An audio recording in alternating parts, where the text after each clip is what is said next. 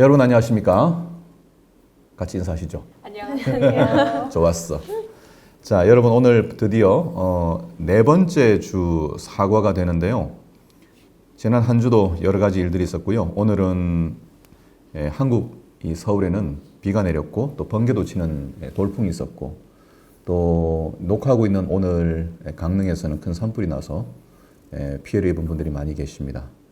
아무쪼록 우리 믿음의 가족들 가운데서 그런 어려움에 처한 분이 계시지 않으면 좋겠는데 또 저희가 힘들어하는 분들 곁에서 또 어떤 힘이 될 수 있는 그런 일들도 필요할 것 같습니다. 자, 시간은 잘 가고 있고요. 오늘도 ABN 채널에서 제공하고 있는 교과 해설로 우리 여러분 모든 성도님들 만나게 되었습니다. 지난주에 광고했던 것처럼요. 지금 저희들 라이브로 진행을 해보는데요. 아직 들어오신 분들은 안 계시지만 진행을 하겠습니다. 먼저 여러분들이 댓글을 좀 적어주셨는데요. 감사합니다. 이렇게 댓글을 용기 있는 글들을 적어주신 분들 진심으로 감사드리고요. 또 어떤 분들은 이제 방송의 포맷이 좀 달라져가지고 어떤 분은 좋아하시고 어떤 분은 좀 불편해 하시는 분들이 계시는데 시작 전에 좀 말씀드려야 되겠다 싶습니다. 자, 뭐 제가 혼자 설교처럼 또 이렇게 강의를 할 수 있는데요. 그것보다는 제가 이번에는 은민이와 세연이에게 설명하는 것처럼 이렇게 포맷을 했습니다. 제가 PD님과 함께 의논을 하면서 우리 교과 방송이나 우리 성경 공부하는 일에 젊은 분들이 더 많은 젊은 친구들이 이 방송을 귀담아 들을 수 있으면 좋겠다라고 하는 배경에서 이 포맷을 가지게 되었습니다. 회차가 진행될수록 저희도 조금 더 편안하게 진행을 할 수 있지 않을까 그렇게 기대하고 있는데요. 아무쪼록 여러분 주변에 있는 분들이 혹시 젊은 친구들이나 자녀들이 있다 그러면 이 교과 방송을 통해서 신앙이 자랄 수 있도록 또 같이 참여시켜 주시면 좋겠다 생각됩니다. 지금 자원봉사로 이 시간을 내고 있는 두 친구거든요. 저도 마찬가지고.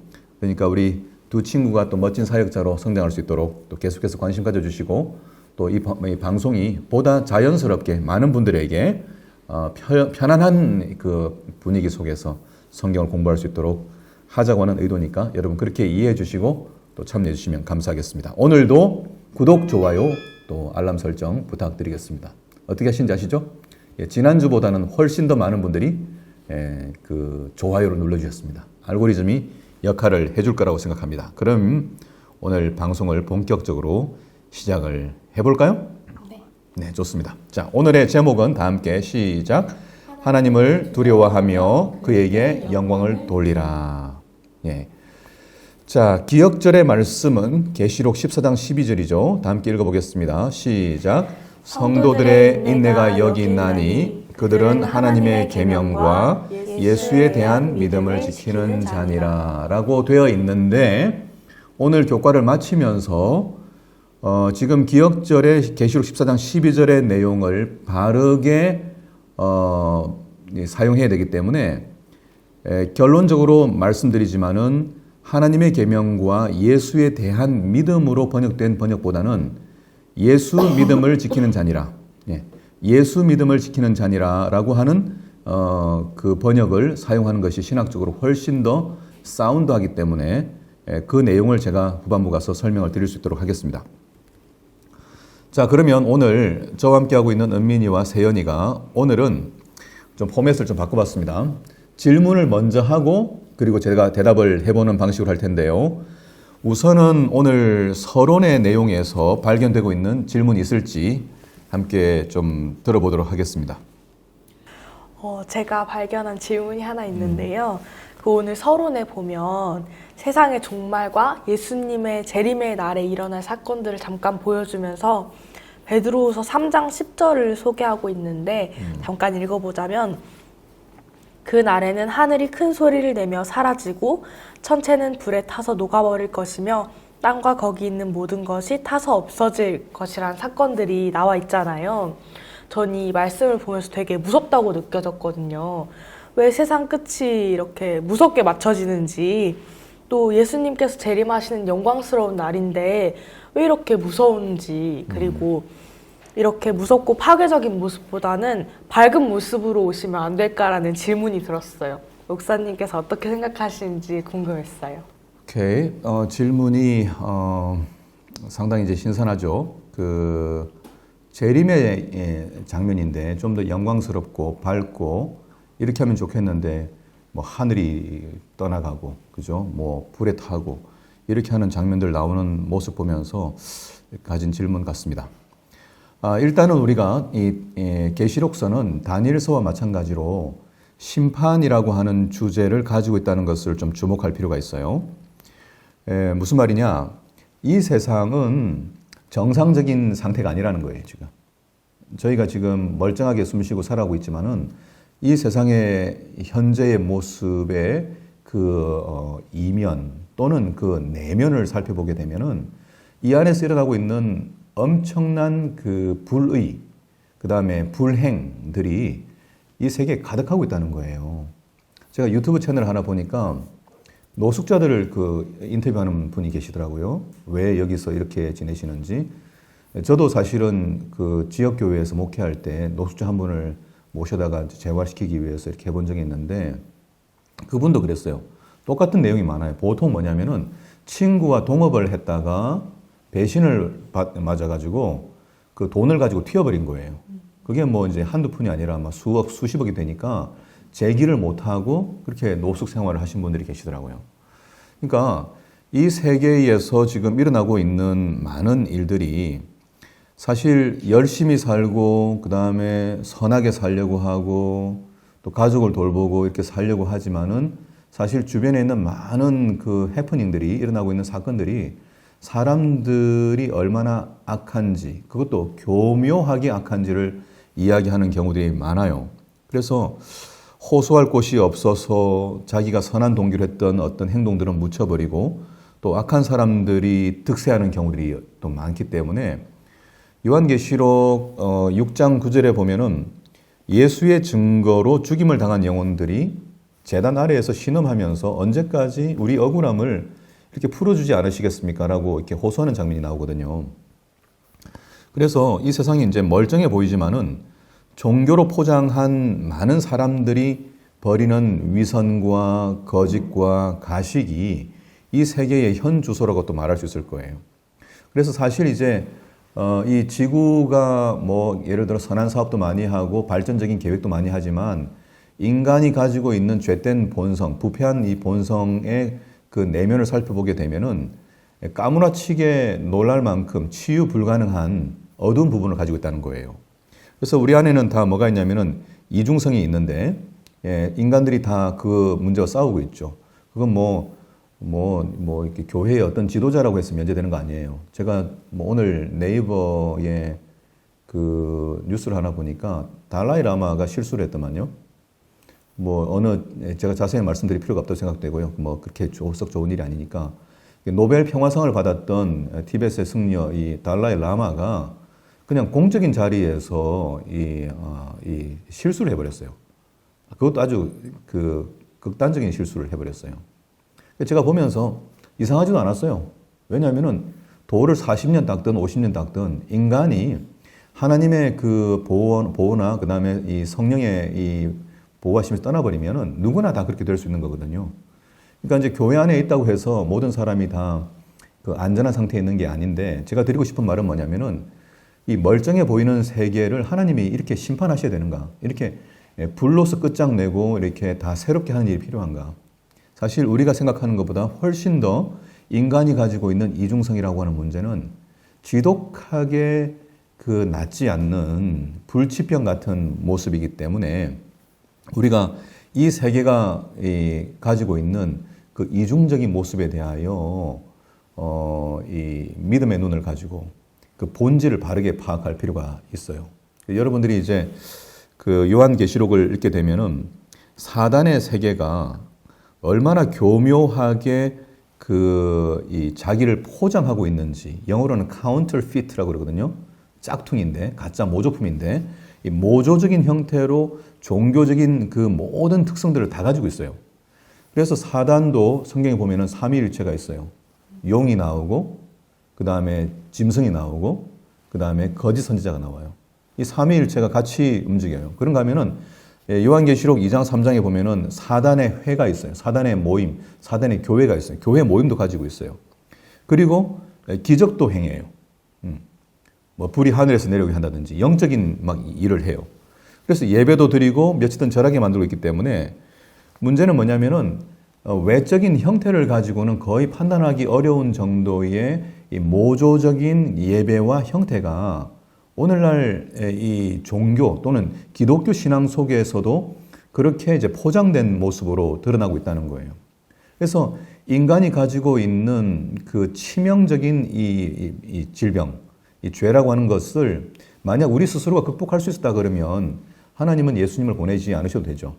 근데 우리가 스스로 극복할 수 없을 정도로 머리부터 발끝까지 완전하게 이 죄된 욕망과 그 다음에 그 동기 속에서 늘 이렇게 끼인 존재로 뭐 로마서 7장에 있는 것처럼 바울이 이 사망의 몸에서 나를 건져낼 사람이 누굽니까라고 이제 호소하는 것처럼 그런 모습을 우리가 바르게 인지하는 게 필요해요.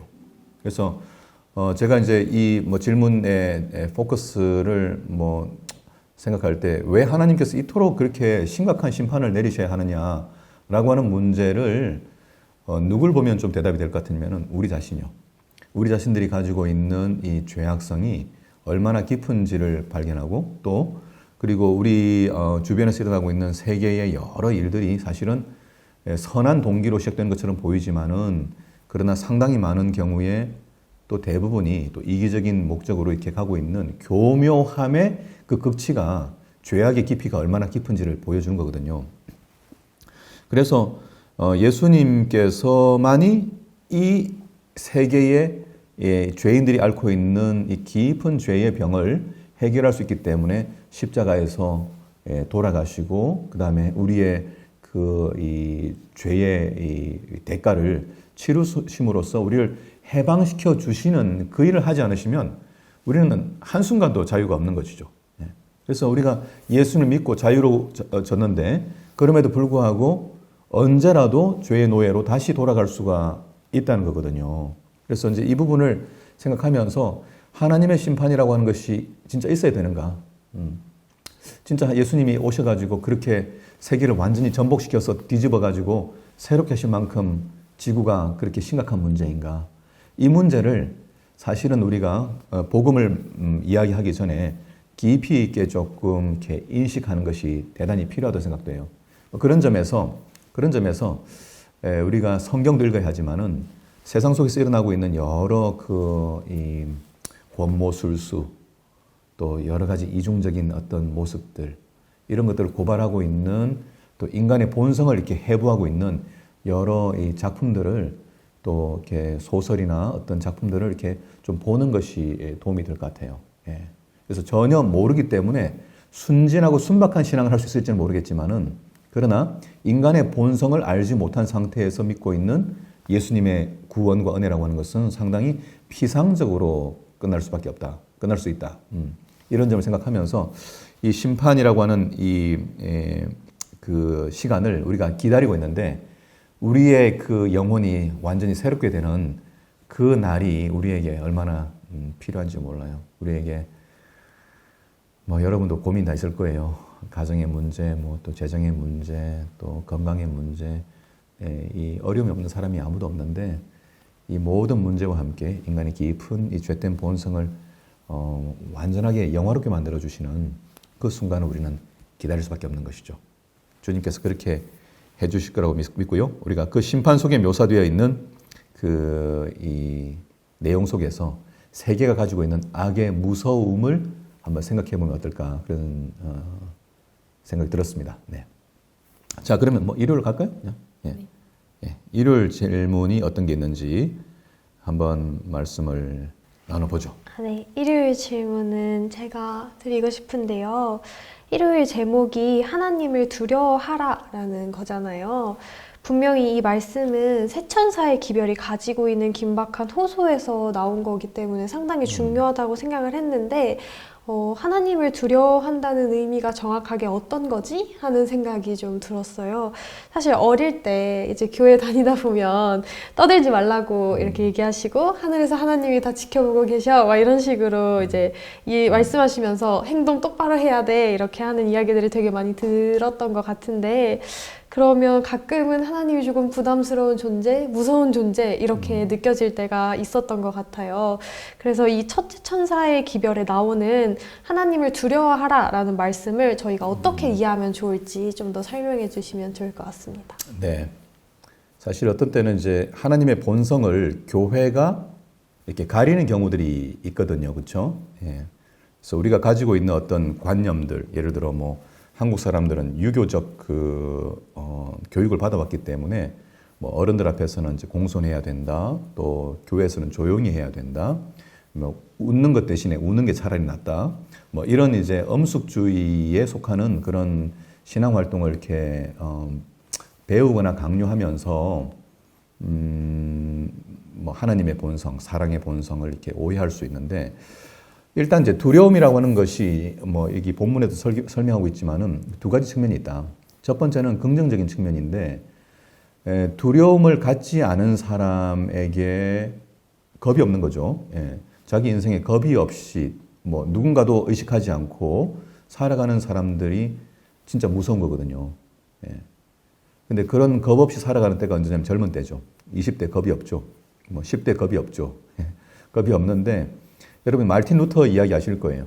예. 종교개혁자 마르틴 루터가 어떻게 회심했느냐. 오늘처럼 이렇게 번개가 갑자기 때리는 밤에 친구가 번개 맞아서 죽는 일이 생겼단 말이에요. 옆에서 그냥 한순간에 이 운명을 달리하는 이 모습을 보면서 공포에 질려가지고 무릎 꿇고 기도했어요. 성 안나요. 나를 살려주십시오.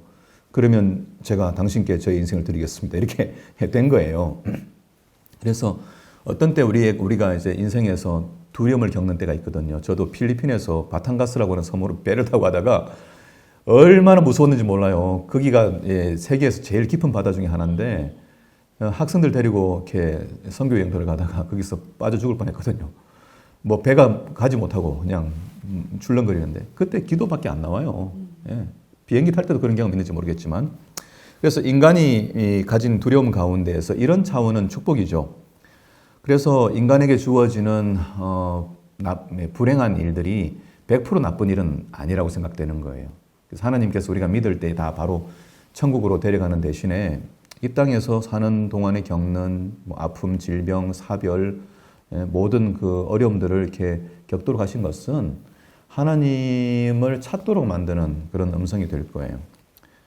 근데 이게 이제 긍정적인 것인데 또 다른 두려움은 사단이 만들어내는 두려움이죠. 이거는 이제 사단의 특징 중에 우리가 이 본문에서 나오는 것처럼 이사야 14장 13절 14절에 보면은 사단의 정신이 무엇인지 정확하게 보여주는 말씀이 나오거든요. 그 말씀 보면은 내가 주어로 I가 한국 성경 말에는 아마 한 3번 정도, 2번 정도 나와요. 그런데 영어 성경을 읽거나 원문으로 보게 되면 5번이 나오거든요. I가. 그러니까 이렇게 되어 있습니다. 내가 하늘에 올라 하나님의 내가 하늘에 올라. 그다음 두 번째, 내가 하나님의 무별 위에 내 자리를 높이리라. 이게 내가 또 생략되어 있어요. 그리고 내가 북극 지폐의 산 위에 앉으리라. 그 다음에 또 생략되어 있는 게 내가 가장 높은 구름에 올라 내가 지극히 높은 자와 같아지리라. 그러니까 강조되고 있는 것은 분명해요. 그렇죠? 누가 중심되어 있는 거예요? 자기 중심적인 것이죠. 자기 중심적인 이 생각이 만들어내는 정신은 사실 겁이 나서 그런 거죠. 뭐 예를 들어 뭐 길 가다가 내가 누군지 알아? 뭐 이렇게 하는 사람들은 사실은 겁이 없어 보이지만 사실은 제일 겁이 많은 존재일 수 있거든요. 자기가 무너지면 다 사라지니까요. 그래서 이런 걸 저는 이제 겁이 없는 두려움이다. 뭐 이렇게 이제 표현할 수 있을 것 같아요. 아니면 겁을 상실한 두려움. 두려움이 없는 게 아니라 겁이 없는 것처럼 이렇게 생각하지만 지킬 게 누구밖에 없으니까 나밖에 없으니까 내가 모든 걸 지켜야 되겠다. 내 재산도 내 생명도 내 명예도 이렇게 지켜야 되겠다라고 하는 그 생각에서 살게 되면 두려움이라고 하는 것은 항상 도사리게 돼 있어요. 왜? 돈이 많으면 돈이 많은 대로 불안하고 건강하면 건강한 대로 잃을까 봐 불안하고 이게 불안한 것이 있는 것이죠. 그래서 한국 사람들이 이 사람들의 이 현실을 이렇게 입버릇처럼 이렇게 이야기하는 게 있는데 뭐 알잖아. 우리 배고프면 배고파 죽겠다. 뭐 배불러 죽겠다. 좋아도 죽고 좋아 죽겠다. 뭐 기분 나빠 죽겠다. 또 뭐 있어요 또? 뭐 미워 죽겠다. 뭐 나 사랑해 죽겠다. 하여튼 뭐 우리 한국 사람들은 그죠? 죽겠다 되게 붙이죠. 또 뭐 많을 거야. 또 뭐 있어요 또? 뭐 배 아파 죽겠다. 뭐 하여튼 많아. 그래서 이 계시록에서 말하고 있는 하나님을 두려워하라고 하는 것은 하나님을 겁내라고 하는 것이 아니고 이 교재에서 잘 설명하고 있는 것처럼 정확하게 하나님이 계시다고 하는 것과 다른 말로 하나님의 주권과 통치권을 인정하는 태도를 이제 두려워하라고 하는 것으로 얘기하는 것이죠. 그래서 제가 몇 가지 예를 들어보겠습니다. 먼저 창세기 22장 12절의 말씀을 우리 은민이 좀 읽어볼래요? 사자가 이르시되 그 아이에게 내 손을 대지 말라. 그에게 아무 일도 하지 말라. 내가 내 아들 독자까지도 내게 아끼지 아니하였으니 내가 이제야 내가 하나님을 경외하는 줄을 아노라. 자, 이 사건이 뭔지 아시죠? 아브라함이 이삭을 이제 제물로 드리는 때에 천사가 말리면서 하는 이야기예요. 그래서 하나님이 말씀하시기를 이제야 내가 하나님을 경외하는 줄 알았다라고 할 때 경외하다가 이게 두려워한다는 거예요. 히브리어로 야레라고 하는 뜻인데 단어인데 이 아브라함이 가졌던 순종, 하나님의 말씀에 대한 순종, 이게 아주 극단적인 순종이잖아요. 자기 아들을 100세에 낳은 아들을 120세가 되어 가지고 20살이 된 장성한 아들을 제물로 드리라고 하는 것이 보통 일이 아니거든요. 그때에 아브라함이 말씀을 순종하였던 그것을 보고 뭐라고 했냐면 네가 하나님을 두려워하는 줄 알겠다. 경외한다는 말이 네가 이제서 하나님을 두려워하는 줄 알겠다. 야레 그렇게 말했어요. 그래서 히브리어로 이 야레라고 하는 단어는 기본적으로 뭐 인간이 갖는 두려움의 감정이고 또 악한 일에 발생할 것에 대한 예상, 그다음에 존경이나 경외, 의로운 행동이나 경건, 또 형식을 갖춘 어떤 종교적 예배 이런 것들을 가질 때 두려움, 경외 이렇게 얘기했거든요. 그래서 한번 몇 개 얘기를 더 볼게요. 또 다른 예를 보면은 창세기 39장 9절에 보면은 이 보디발의 아내가 요셉을 이제 유혹할 때 요셉이 했던 말인데 뭐라고 했냐면 내가 어찌 이 큰 악을 행하여 하나님께 죄를 지으리까 그렇게 말했어요. 그러니까 죄라고 하는 것은 상대에게만 피해를 입히는 것이 아니라 이 인간을 구원하기를 원하시는 하나님 또 하나님의 형상대로 창조되었기 때문에 하나님의 자녀인 우리가 하나님의 이 율법을 불순종하게 될 때에 그때 하나님께 명예의 손상을 입힌다고 하는 그 의식을 가지는 것이 두려움이라는 거죠. 이런 태도를 이제 라틴어로 뭐라고 그러냐면 코람데오라고 그러는데 많은 분들이 사용하시잖아요. Before God. 하나님 앞에서 늘 하나님이 여기 계신다. 우리 교과를 촬영하는 동안에도 하나님이 계시고 또 듣고 계시는 분들도 하나님이 계시고 이런 인식이 있을 때에 이제 갖는 그 경외심, 두려움을 이제 이 하나님을 두려워하며 그에게 영광을 돌리라라고 할 때 이제 두려움이라는 것이죠. 그래서 구약 성경의 마지막 책인 말라기서를 보면은 이제 이 문제가 더 분명하게 나오는데요. 아시는 것처럼 이제 말라기 1장 8절 보면은 뭐 이제 눈먼 희생을 갖다가 바치면은 너희 총독에게 이 흠 있는 재물을 갖다 드려봐라. 좋아하겠느냐? 뭐 이런 얘기를 하면서 말라기 1장 14절에 짐승 떼 가운데에서 수컷이 있거늘 그 서원하는 일에 흠 있는 것으로 속여 내게 드리는 자는 저주를 받으리니 나는 큰 임금이고 그 다음에 내 이름은 이방 민족 중에서 두려워하는 것이 됨이니라. 이 하나님의 이름이 두려움이 되어야 된다라고 하는 얘기를 하고 있어요. 그때 똑같이 히브리어 야레를 쓰고 있어요. 그래서 말라기서 2장 17절에 가면 너희가 말로 여호와를 괴롭게 하고도 이르기를 우리가 어떻게 여호와를 괴롭혀 드렸나이까 하는도다. 하나님을 우습게 보는 거죠. 이게 하나님을 두려워하지 않는 것이죠. 그리고 말하기를 모든 악을 행하는 자는 여호와의 눈에 좋게 보이며 그에게 기쁨이 된다. 상관없다. 이렇게 하며 말하기를 정의의 하나님이 어디 계시냐 이렇게 얘기하고 있단 말이에요. 그래서 이 하나님의 그 존재, 하나님의 이 주권, 하나님의 통치권을 늘 인정하고 살아가는 사람들에게 있는 태도는 무엇인가 하면은 하나님을 존중히 여기는 것이고 하나님을 경외하는 것이고 또 여기 표현된 대로 하나님을 두려워하는 마음인 거예요. 근데 제가 이제 드리고 싶은 얘기가 뭐냐면은 이제 이런 그 하나님을 무서워하지 않는 이 태도가 교회 밖에만 있는 게 아니고 말라기서에 나오는 것처럼 이스라엘 민족 중에 있는 거고요. 예배를 드리는 제사 중에 있다는 거예요. 예. 교회 안에서도 얼마든지 사람을 때리고도 뭐 말로 때리든 뭐 직접 때리든 사람을 괴롭히고도 멀쩡히 예배 드릴 수 있어요. 하나님을 두려워하지 않는 거죠. 그 다음에 사람을 괴롭히고도 아멘 할렐루야 그럴 수 있어요. 이게 영화에서나 나올 만한 그런 이야기들이 교회 안에서도 얼마든지 일어날 수 있기 때문에 정말 우리가 이 교과를 통해서 다시 한번 우리가 속한 이 교회가 하나님을 두려워하는 그런 마음으로 주님을 명예롭게 하는 주님의 이름을 영화롭게 하는 그런 삶을 살아야 할 필요가 있는 것 같아요. 그래서 계시록서에 나오는 하나님을 두려워하라고 하는 기별은 갑자기 어브럽트하게 나온 이야기가 아니라 성경 전반에 면면이 흐르고 있는 주제다라고 하는 것을 기억할 필요가 있을 것 같아요. 뭐 이 정도면 설명이 충분히 된 것 같은데, 그죠? 네.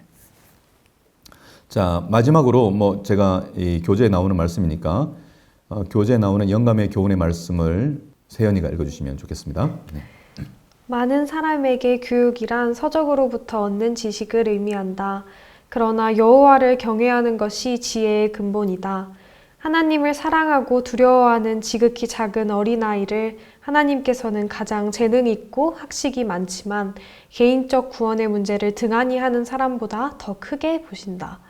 마음과 생애를 하나님께 성별하여 바치는 청년들은 자신들을 모든 지혜와 탁월함의 원천에 연결시키고 있는 것이다. 그러니까 우리가 아이라도 하나님을 두려워하는 사람이 그죠? 탁월한 지식을 가지고 있는 어떤 신학 박사보다 훨씬 나을 수 있다.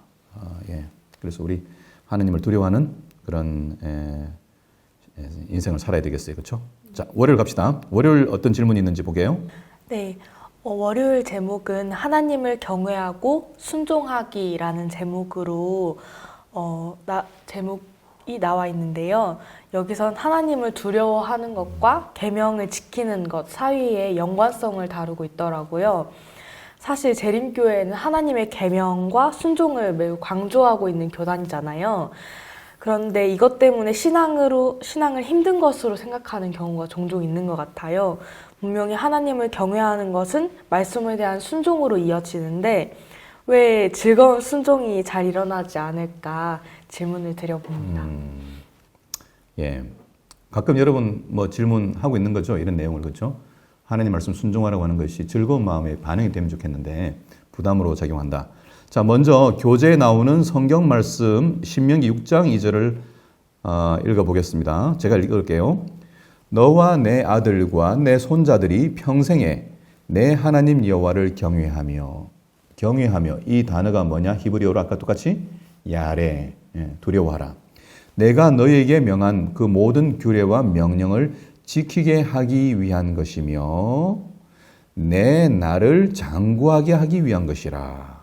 그래서 여기도 내 손자들과 아들들에게 평생에 하나님 경외하기를 가르쳐라. 그렇게 얘기했어요. 자, 우리가 이제 이 단어를 소개할 때 조금 전에 아브람 이야기를 들었잖아요. 사실 이제 이 아브람의 이야기 속에서 하나님을 두려워한다고 하는 것이 무엇인지를 분명하게 드러냈어요. 그래서 이 아브람이 이삭을 제물로 드리라고 할 때 제물로 드리려면 손과 발을 묶잖아요. 묶는다는 단어가 이제 아케다기 때문에 이 사건을 가리켜 이제 아케다라고 그래요. 아케다 사건. 신학적으로 많은 분들이 논문을 쓰셨는데 이게 이제 아시다시피 이삭이 우리 부조와 선자 가면은 스스로 아버지를 도와서 제물이 되기 위해 자기 발을 묶었다 그래요. 예. 이렇게 순종하고 있는 이삭이에요. 근데 아브람이 이삭을 번제물로 드리는 이 행위를 어떻게 이해해야 되느냐? 이게 이제 논란이거든요. 인간을 제물로 드리라고는 하나님의 요구 자체가 이상한데 이걸 순종해야 되는데 이걸 어떻게 설명하냐? 그 다음에 아브람이 아들을 제물로 드리는 행동이 가짜가 아니라 진짜 행동이었다면 살인인데 이게 용납이 되냐? 그죠? 뭐 이런 질문들이 이제 함께 들어있는 거예요. 근데 이제 아브람이 하나님께 너가 나를 경외한다는 것을 알았다라고 하는 인정을 받은 것은 무엇 때문이었을까? 묻지도 따지도 말고 하나님 말씀하셨으니까 그냥 가서 뭐 이렇게 이삭 잡으려고 했을까? 아니에요. 사실 부조와 선지자를 보게 되면 제가 뭐 읽어보면 더 좋겠지만 제가 설명을 드리겠습니다. 뭐 영문 154페이지를 보게 되면은 아브라함이 제물로 드리러 갈 때에 아브라함은 일생에 겪어보지 못한 심한 고통과 갈등을 겪었어요. 우리가 상상을 해볼 수 있을지 모르겠는데 하나님이 100세의 아들을 줘가지고 그 아들을 통해서 큰 민족을 이루고 모든 민족에게 복이 되는 근원을 만들어주겠다고 얘기했어요. 그래서 20살 될 때까지 키웠어. 그런데 어느 날 제물로 드리라고 하는 거예요. 그러니까 아브라함은 자기 스스로도 감당이 안 되는 것이고 두 번째는 그 아이를 젖먹여가지고 키웠던 누가 있냐면 사라가 있는 거야. 엄마가 있는데 이 어머니에게 아내에게 아들을 제물로 드리러 간다고 하는 이야기를 꺼낼 수가 없는 거예요. 그래서 못 꺼내고 그냥 하나님께 예배 드리러 간다. 종종 그렇게 예배를 드렸으니까 아들과 함께 그 제단이 있는 곳에서 예배를 드려봤기 때문에 아내가 그렇게 이야기하고 떠나 나오는데 마음이 어땠을까요? 갈 때는 두 사람인데 올 때는 어떻게 해야 돼? 혼자 와야 되잖아. 혼자 오는 그 상황을 생각하면서 사라가 어떻게 됐을까? 만약 혼자 왔다 그러면 그죠? 정말 미친 여자처럼 돌아다녔을 거예요. 이 상황을 우리 상상하지 못하는데 그런 과정에 올라가다가 모래산에 이제 들어가면서 이제 두 사람은 올라가요. 올라가면서 아들이 물어보잖아. 그죠? 모든 건 다 준비되었고 번전에 쓸 나무도 있는데 희생 제물은 어디 있습니까? 와, 이거 여러분은 결혼 안 해서 잘 모르겠지만 차라리 내가 죽는 게 낫고 내가 아픈 게 나아요. 제가 여러 경험들 얘기할 수 있지만은 자식들이 아프게 되면 차라리 내가 아프면 좋겠다. 저는 제 아들이 이제 수술을 한 적이 있기 때문에 제가 너무너무 힘들었거든요. 제가 수술 날짜 잡고 2번을 도망 나왔어요. 못 시킬 것 같아가지고. 그러다 할 수 없이 수술을 하나 이제 시켰는데, 근데 그런 일들을 겪으면서 겪었던 이 아브라함이 하나님 말씀을 순종했다. 이걸 보고 뭐라고 이제 되어 있냐면은 하나님께서 아브라함에게 그의 아들을 죽이라고 명령하신 것은 그의 믿음을 시험하시는 동시에 그 다음에 뭐라고 되냐면 복음의 실제를 그의 마음에 새겨주기 위함에 이중적인 의미가 있었다는 거예요. 그 무서운 시련의 어두운 날 동안 그가 참은 고통은 그가 자신의 경험을 통하여 무한하신 하나님께서 사람을 구속하기 위하여 치르신 희생의 위대함을 깨닫게 하려고 허락되었다. 아무 다른 시험도 그의 아들을 제물로 드리는 것 같은 영혼의 고통을 아브라함에 일으킬 수는 없었을 것이다. 그런데 뭘 환기시키고 알려주기 위하여 하나님께서는 당신의 아들을 고통과 수치스러운 죽음을 당하도록 내주셨다. 하나님의 아들의 치욕과 영혼의 고뇌를 목격한 천사들은 이삭의 경우처럼 그만 이제 됐다라고 팔을 잡아주는 그런 중재가 허락되지 않았다. 족하다라고 부르짖는 어떤 음성도 없었다. 타락한 인류를 구원하려고 영광의 왕께서 당신의 생명을 포기하셨다. 하나님의 무한하신 동정과 사랑에 대하여 이보다 더 강력한 증거가 주어질 수 있겠는가? 그리고 로마서 8장 32절 우리가 잘 아는 말씀이 나와요. 자기 아들을 아끼지 아니하시고 우리 모든 사람을 위하여 내어주시니가 어찌 그 아들과 함께 모든 것을 우리에게 은사로 주시지 아니하시겠느냐. 예. 그러니까 뭐냐면 아브라함이 순종했는데 말이죠. 그 순종이라고 하는 것이 아브라함이 가지고 있었던 순수한 믿음의 표현이기도 하지만 그날 모리아산에서 아브라함 뭘 봤냐면은 아브라함이 믿음으로 간합하심 받은 것은 아브라함이 가장 귀한 것을 하나님께 헌신했기 때문이기보다는 모리아산에서 천지를 창조한 하나님이 죄인인 인간을 위하여 자기 아들을 희생시키려고 이렇게 하다가 만 게 아니고 자기처럼 완전히 희생시키시는 그 모습을 보면서 하나님의 사랑을 봤다는 거예요. 그때 깨달았다는 거예요. 그걸 계시하기 위하여 모리아산으로 이삭을 끌고 왔다는 거예요. 끌고 가도록 명령했다는 거죠. 그래서 이 아브라함의 순종이라고 하는 것은 아브라함은 원래 흠이 많은 사람이에요. 실족을 많이 했고 거짓말도 했고 했어요.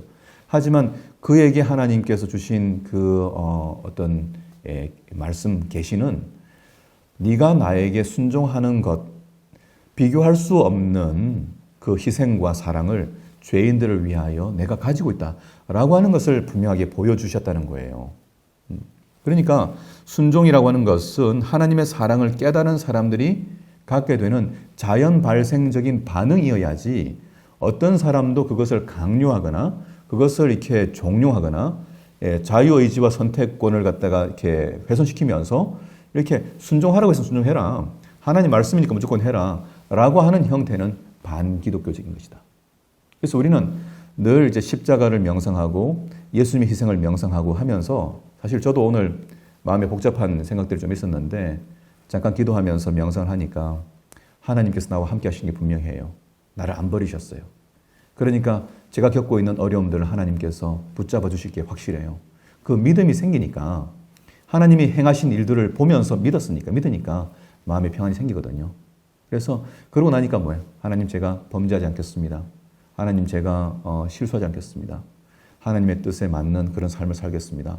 라고 하는 마음가짐을 이제 갖게 되는 것이죠. 그래서 오늘 질문했던 것처럼 우리가 순종이라고 하는 것은 하나님의 존재와 그분의 선하심과 그분의 희생을 기억하게 될 때 자연 발생적으로 자발적으로 갖게 되는 것이다 라고 하는 것을 우리가 다시 한번 기억하면 좋겠습니다. 자, 그러면 화요일로 가죠. 네, 화요일은 제가 다시 질문을 드려보도록 하겠습니다. 화요일의 제목이 하나님 중심의 생활이잖아요. 여기서 조금 전에 읽었던 이사야 14장 14절에서 나오는 사단의 정신, 자기중심주의적 삶에 대한 문제를 이제 지적하면서 마음에 저희가 하나님을 모셔야 한다, 이런 삶을 이제 강조하고 있는 거를 볼 수 있었는데, 소개된 성경 말씀에서 먼저 마태복음 6장 33절에는 너희는 먼저 그의 나라와 그의 의를 구하라 라는 말씀이 나오고, 또 다음 말씀으로는 위의 것을 생각하고 땅의 것을 생각하지 말라라는 말씀이 나오고, 또 히브리서 12장 1절 2절에는 믿음의 주요 또 온전케 하시는 이인 예수를 바라보자 라는 말씀이 소개되고 있고, 마지막으로는 빌립보서 2장 5절에 예수님의 마음을 품는 삶을 살도록 요청하고 있는데, 여기서 말하는 이런 것들이 사실 쉬운 일은 아니잖아요. 그래서 저희가 이렇게 땅에서 살아갈 동안에 어떻게 하늘만 보고 또 예수님을 바라보고 살아가는 것이 가능할지, 또 어떻게 해야 될지 좀 궁금합니다. 예, 좋은 질문이죠. 또 진짜 실제적인 질문이기도 하고요. 분명히 성경 말씀은 예수님께 시선을 고정시키고 예수의 마음을 품고 그리고 예수님을 바라보면서 살아가도록 이렇게 요청하고 있는데, 이 일에 있어서 우리가 이제 가끔은 이렇게 흐려지는 때가 있잖아요. 그러니까 이런 질문을 하게 된 것 같은데요. 일단 뭐 이미 나눴던 얘기처럼 사실 이렇게 예수님을 바라보아야 하기 때문에 바라보는 건 웃긴 거예요. 마찬가지 기도해야 하기 때문에 기도하는 건 웃긴 거예요. 또 예배를 드려야 하기 때문에 드린다. 찬양해야 되기 때문에 찬양해야 된다. 이거 되게 웃긴 거거든요. 왜냐, 의무니까. 사실 모든 것들은 사랑에 의하여 하나님의 사랑을 얼마만큼 경험하고 아는지 신뢰하는지에 만큼 우리가 순종할 수 있는 거니까 절대 어떤 믿음의 삶을 유지하는 것은 의지로 되는 것이 아닌 게 분명해요. 인간의 결심이나 의지로 되는 게 아니죠.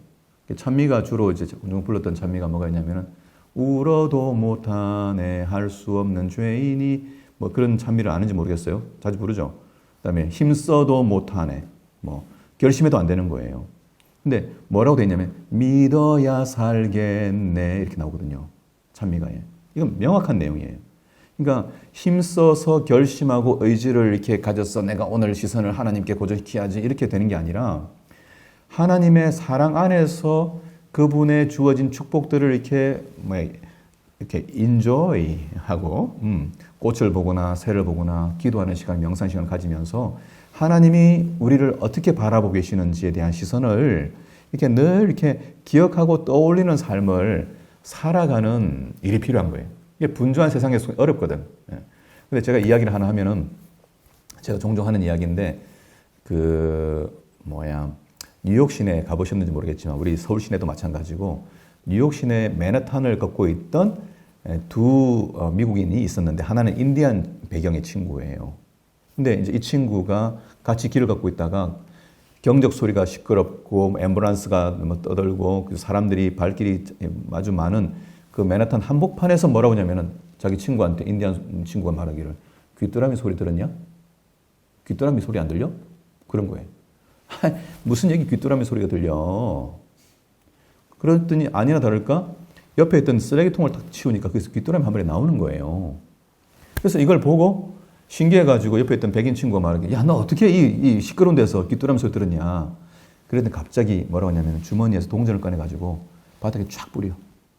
그랬더니 사람들이 지나가다가 어떻게 했을까요? 동전 소리 듣고 고개를 탁 바로 한 번에 다 돌리는 거예요. 자, 봤지? 사람들은 다 자기가 듣고 싶은 소리를 듣는 법이야. 자기는 어릴 때부터 자연 속에 살았기 때문에 이 맨하탄 거리 속에 살고 있지만은 늘 이 목가적인 그 자기 고향에서의 새 소리, 그 다음에 벌레 소리, 바람 소리 이런 것에 이제 귀 기울이며 살았다는 거죠. 그러니까 도심 가운데 있다 할지라도 마음을 어디에 두고 있는지가 중요한 것인데 신앙이라고 하는 건 그런 거예요. 우리가 이 땅에서 살아가는 복잡한 삶에서 면제되지는 않아요. 하지만 사실은 우리의 관심과 생각을 어디에 두고 있는지는 하나님은 마음을 보시니까 우리가 어디를 쳐다보고 있는지 어디에 관심이 있는지 다 아실 거 아니에요. 그래서 진짜로 이것은 뭐 노력하는 것도 아니고 수양도 아니에요. 많은 분들이 요가 같은 거 하시면서 막 되게 고통스럽게 그 자기 단련을 하시거든요. 건강이 좋고 뭐 좋으니까 이제 하시는데 사실 그렇게 막 극단적인 노력을 해가지고 되는 것이라면 몇 사람만 할 수 있을 거예요. 또 신체가 안 좋으시면 못 할 거예요. 하지만 하나님을 사랑하는 사람은 그 마음을 어디에 두느냐? 하나님께 두고 있거든요. 또 성전을 향하고 있고 성전이라고 하는 것은 하나님의 보좌, 그분의 성품이 계시되는 곳이기 때문에 그 속에서 하나님이 늘 아침 저녁으로 희생시키던 그 모세의 그 회막에서의 그 봉사를 보면서 하나님은 오늘도 우리를 위하여 어떤 희생도 치를 준비가 되어 있는 거거든요. 그런 마음에서 우리가 하나님의 그 마음에 또 하나님의 생각에 이 포커스를 맞추고 살아가는 것이 가능하다는 생각이 들었어요.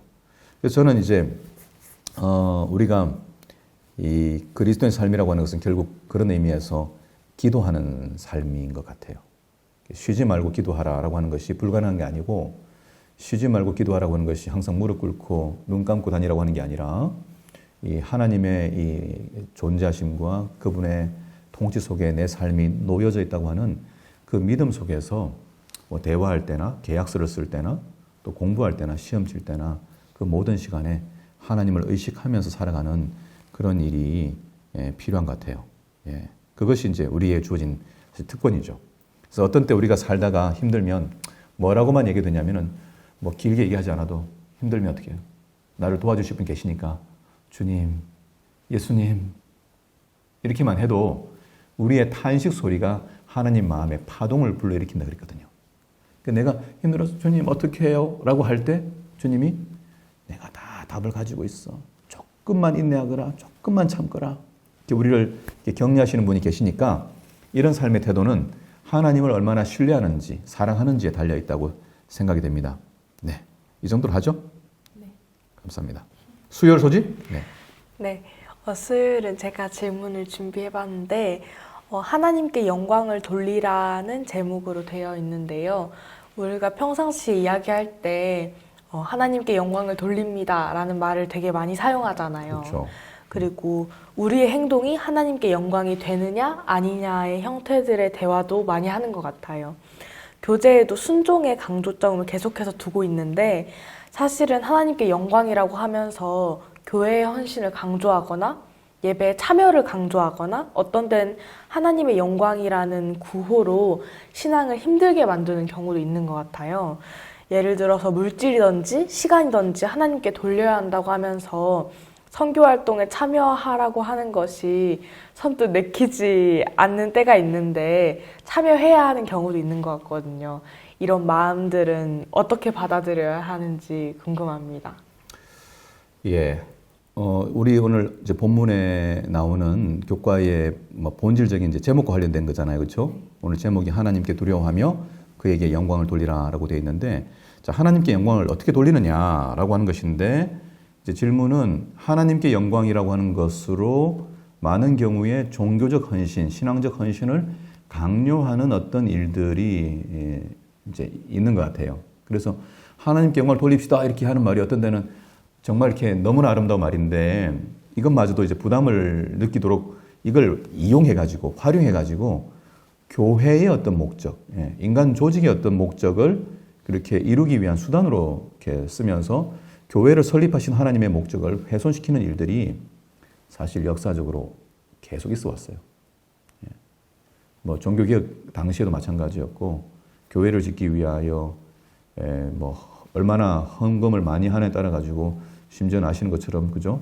죽은 우리 그 선조들의 영혼마저도 지옥으로 갈 영혼이 천국으로 갈 수 있다라고까지 했으니까, 그렇게 해서 이 인간을 두려움 속에서 헌신하게 만드는 그런 용어로 사용된다면은 이거는 하나님께 영광이 아니고 하나님께 불명예를 드리는 상황이 되는 거죠. 그래서 여기 나오는 이제 이 교재의 내용이 보면은 하나님께 영광이라고 하는 구절은 심판의 맥락에서 이해해야 된다라고 말했는데, 저는 그보다도 심판의 맥락이라고 하는 것도 먼저 봐야 될 게 뭐냐면 하나님의 통치의 그 배경에서 봐야 한다. 그러니까 우리가 지금 공부했던 것이 하나님이 계심을 인정하지 않는 사람들이 얼마나 겁없이 사냐, 그들에 대해 하나님을 두려워하라 라고 하는 메시지가 가는 건데, 주기도문에서도 본 것처럼 나라와 권세와 영광이 아버지께 영원히 있사옵나이다. 영광이라고 하는 것은 하나님의 통치와 관련된 거예요. glory라고 하는 것은 하나님의 통치와 관련된 용어거든요. 그래서 뭐 저도 이렇게 좋아하는 말씀인데, 계시록 19장 1절 2절에 보면 허다한 무리들이 구원받고 난 다음에 찬양을 하시는데, 할렐루야, 구원과 영광과 능력이 우리 하나님께 있도다. 그리고 난 다음에 그의 심판은 참되고 이로운지라.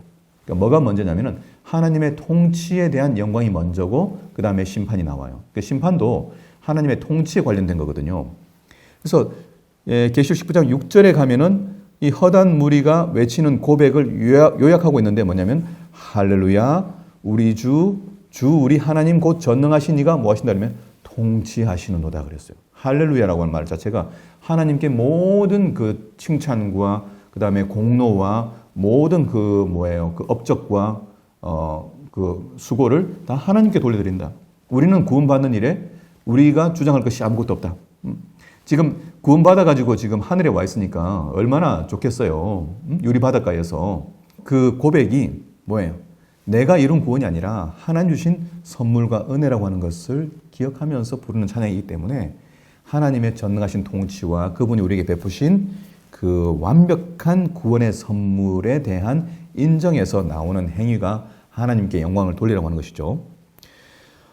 그런데 이제 사람들은 이 영광을 자꾸 이제 자기들이 이제 가져서 그걸로 다른 사람들을 이제 착취하거나 또는 자기의 어떤 그 이익을 위하여 사용하려고 하는 일들을 종교적인 이름으로 얼마든지 해왔어요. 그 내용이 이제 우리가 국가에서 보게 될 이 바벨론의 그 정체.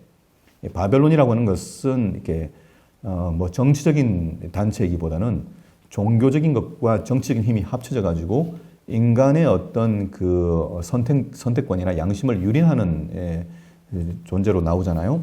그래서 우리가 이 하나님께 영광을 돌린다고 하는 것은 강요됨이 없는 하나님의 사랑의 그 구원의 선물 속에서 드려지게 되는 자발적인 찬양이 영광을 돌리는 것이거든요. 반대로 사단은 뭐하냐? 사단은 강요하죠. 사단은 이제 몇이든지 경배하지 않으면 죽이게 해라 라고 하는 사형 명령을 내리는 존재이기 때문에, 사단과 달리 하나님에게는 뭐가 없냐면 강요가 없어요. 강요가 있다면 그것은 사단이에요. 그래서 가끔 여러분 이제 교회에서 이렇게 할당처럼 이렇게 침례제수라든지 또는 뭐 이렇게 뭐 시조라든지 이런 것들을 할당해서 뭐 교회에서 몇 권씩 파십시오라고 이렇게 내려주는 행동은 우리가 한 번 더 생각해 봐야 돼요. 왜냐하면은 십시일반이란 말로 이 하나님의 선교를 돕는다고 생각하면서 하나님을 거지로 만들 수도 있어요. 십시일반이 뭔지 알죠? 십시일반의 문자의 뜻은 뭐냐면은 한 숟가락씩 서로 모아가지고 한 그릇 밥을 만든다는 게 십시일반이에요. 그러니까 하나님께 드리는 것을 뭐 하자는 거냐면 우리가 갖고 있는 것 중에 여분을 모아가지고 조금씩 모아가지고 밥 한 그릇 만들어서 하나님께 대접하자 이 말이거든. 이게 얼마나 하나님을 이렇게 불명예스럽게 만드는 거예요. 우리는 온 마음 다해 찬양하고 싶고 온 인격을 다해 하나님께 드리고 그리고 하나님께서 주신 모든 것이 하나님 거라고 인정하는 삶을 사는데 어떤 형태를 이루기 위하여 목적을 이루기 위하여 우리에게 그 하나님께 드리고자 하는 어떤 헌신의 마음을 이렇게 상쇄시켜버리는 그것을 이렇게 약간 흠집을 내버리고 부패시켜버리는 어떤 바이러스처럼 그렇게 만들어버린 일들은 우리가 절대적으로 경계해야 하는 것임을 우리가 기억해야 할 것 같아요. 네. 드디어 이제 목요일 마지막 가는데요. 목요일 질문 들어보겠습니다. 네. 목요일 제목이 요한계시록의 이기는 자들이잖아요. 사실 요한계시록 처음 봤을 때부터 제가 하나의 질문이 좀 들었었는데 사실 이번 주 기억절을 보면 성도들의 두 특징을 뭐라고 설명하냐면 하나님의 계명과 그 다음에 예수에 대한 믿음을 지키는 자니라라고 되어 있는데 이게 좀 처음부터 궁금했던 게 예수에 대한 믿음을 이야기를 하는 걸 보면서 그러면 우리가 구원을 받는 건 우리가 가지고 있는 믿음으로 주어지는 것인가? 라는 생각이 좀 들었던 것 같아요.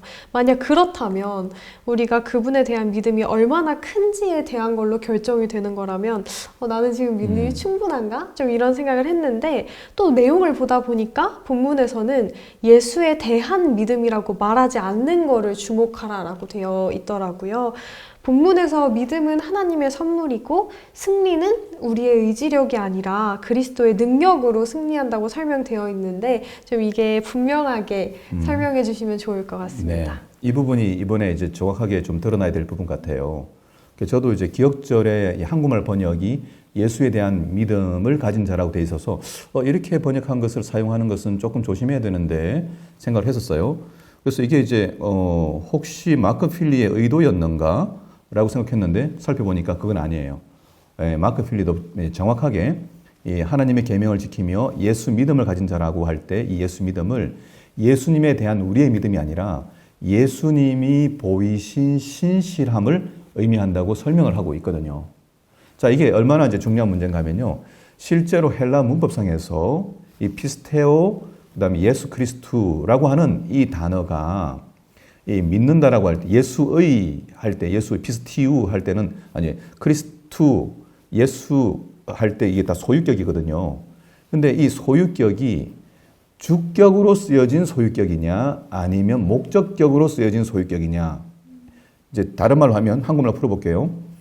예수님이 믿음이냐, 아니면 목적격, 예수님을 믿는 믿음이냐, 라고 하는 것에서 이제 신학적인 논란이 있어 왔어요. 근데 문법적으로는 두 가지가 다 가능해요. 하지만 성경 전반에서 이기는 자들이 무엇을 가지고 이기느냐? 여러분, 사단을 대항해 싸울 수 있는 무기가 우리한테 있어요? 죄인이 이 사단이 유혹 가운데 이길 수 있는 능력이 있다면 예수님이 돌아가실 필요가 없죠. 예.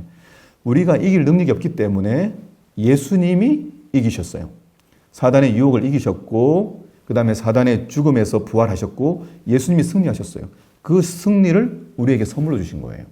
그래서 우리가 승리를 주장할 때는 예수님이 승리하셨다고 하는 것을 믿음으로 그 승리를 우리 것으로 가져오는 거거든요.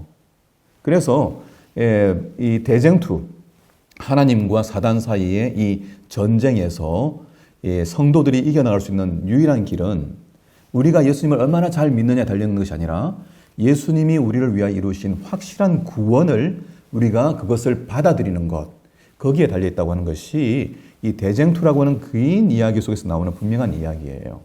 그래서 제가 복잡하게 이 헬라어를 설명할 필요도 없겠지만은 여러 가지 그 부가된 성경적 말씀들도 우리가 이 바르게 이해할 필요가 있어요. 우리가 예수님을 믿는다라고 할 때 예수님을 믿는다고 할 때 오해될 수 있는 내가 예수님을 열심히 믿어요, 크게 믿어요, 잘 믿어요 라고 하는 것이 아니라 예수님을 믿는다고 하는 것은 예수님이 행하신 구원, 우리에게 보이신 신실하심을 내가 그것을 믿고 받아들여요 라고 하는 의미라고 하는 것을 기억할 필요가 있는데요.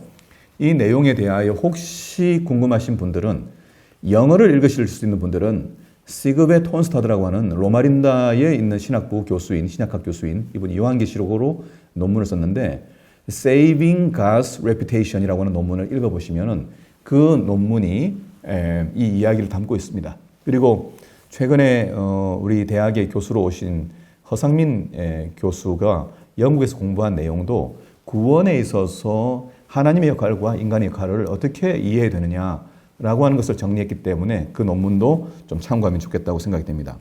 그래서 우리가 이 남은 자들이 가지고 있는 이 예수의 믿음이라고 하는 것이 예수님이 죄인을 위하여 보이신 신실하고 충실한 태도와 행동인 것을 기억해야 되죠.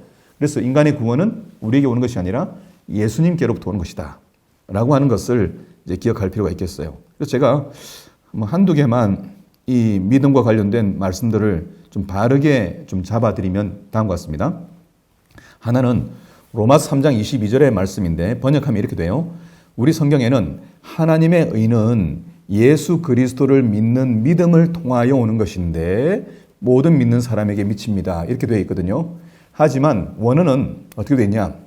하나님의 의가 예수 그리스도의 믿음을 통하여 디아라고 하는 헬라어인데 하나님의 의가 예수 그리스도의 믿음을 통하여 똑같아요. 피스테오스 예수 그리스도 통하여 모든 믿는 자들에게 이렇게 되어 있어요. 번역이. 다시 하나님의 의가 예수 그리스도의 믿음을 통하여 모든 믿는 자들에게 주어질지어다. 이건 없는 거고요. 그래서 이걸 풀어 번역하면은 하나님의 의가 예수 그리스도께서 보이신 신실함을 통하여 모든 믿는 자들에게 이렇게 해야만 신학적으로 맞는 거예요. 또 하나는 갈라디아서 2장 16절도 마찬가지인데 사람이 율법을 행하는 행위로 의롭게 되는 것이 아니라 예수 그리스도를 믿는 믿음으로 의롭게 되는 것임을 알고 우리도 그리스도 예수를 믿은 것입니다. 이렇게 번역하고 있는데 이 말씀도 그리스도께서 본 보이신 신실함을 통하여 우리가 구원을 얻는다라고 이해하기 때문에 그래서 우리가 예수를 믿는다. 예수님이 우리에게 본 보이신 신실함을 우리가 믿는 것이다 라고 번역하는 것이 좋습니다. 그래서 우리가 승리하는 것은 절대 우리의 의지나 우리의 결심으로 되는 것이 아니라 하나님께서 우리에게 보이신 예수님 통해서 보이신 그 신실함을 우리가 받아들이는 것으로 우리에게 구원이 이루어진다, 승리할 수 있다 라고 하는 것을 기억하면 좋겠습니다. 금요일 내용으로 마무리하겠습니다. 오늘 내용은 우리 세연이와 은민이가 질문해 줘가지고 조금 더 이제 라이브해졌다고 생각되는데요. 감사를 드리고요. 혹시 기억에 남는 이야기를 하나씩만 좀 말씀해 주시면 좋겠습니다. 네. 저부터 말씀을 드리자면 신앙생활을 하면서 가장 많이 생각하게 되고 또 노력하게 되는 것들이 내 믿음을 어떻게 성장시킬까? 내가 결심하고 내가 어떻게 해야겠다라고 마음을 먹는 경우가 정말 많은 것 같아요. 그런 생각들을 저도 많이 했던 것 같은데 오늘 전체적으로 교과를 듣고 또 보면서 그거보다 먼저 예수님의 신실하심을 믿고 그거를 사랑하고 따르는 게 중요하구나라는 포인트를 좀 알게 되었던 것 같습니다. 네, 감사합니다. 이민희. 저는 신앙하면서 생긴 두려움이 조금 있었다고 해야 하나요? 재림에 관해서라든지 하나님은 좀 두려운 분이다, 무서운 분이다라고 조금 생각했는데 이거에 대해서 되게 한켠에 궁금증이 있었는데 사랑의 하나님은 우리가 어떻게 말 그대로 뭔가 두려운 존재보다는 코람 데오의 정신으로 하나님의 주권과 통치권을 어떻게 인정하는 태도를 가져야겠다는 마음과 나중에 누군가 저한테 하나님이 두려운데 어떻게 해야 하나요? 이렇게 물어봤을 때 제가 오늘 이 교과 공부를 토대로 잘 답변해 줄 수 있는 것 같아서 되게 의미 있는 시간이 되었었던 것 같습니다. 네, 감사합니다. 예, 긴 시간인데 함께해 주셔서 감사드리고요. 오늘 이번 주는 하나님을 두려워하며 그에게 영광을 돌리라라고 하는 제목으로 공부를 했죠. 또 하나님을 두려워하는 것이 무엇인지, 또 하나님 중심의 생활이 무엇인지, 그리고 하나님께 영광을 돌리는 삶이 무엇인지, 또 어떻게 승리하는 것이 가능한지를 이제 공부했습니다.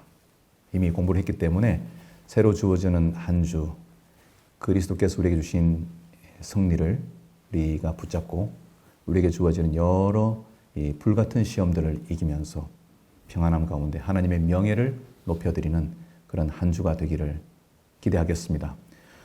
시청해 주신 모든 성도님 감사드립니다. 제가 이 목 상태가 좋지 않아서 깔끔하게 말씀드리지 못한 것 용서해 주시고 이해해 주시고요. 다음 주 더 건강한 모습으로 만나 뵙겠습니다. 여러분 감사합니다. 인사드리겠습니다.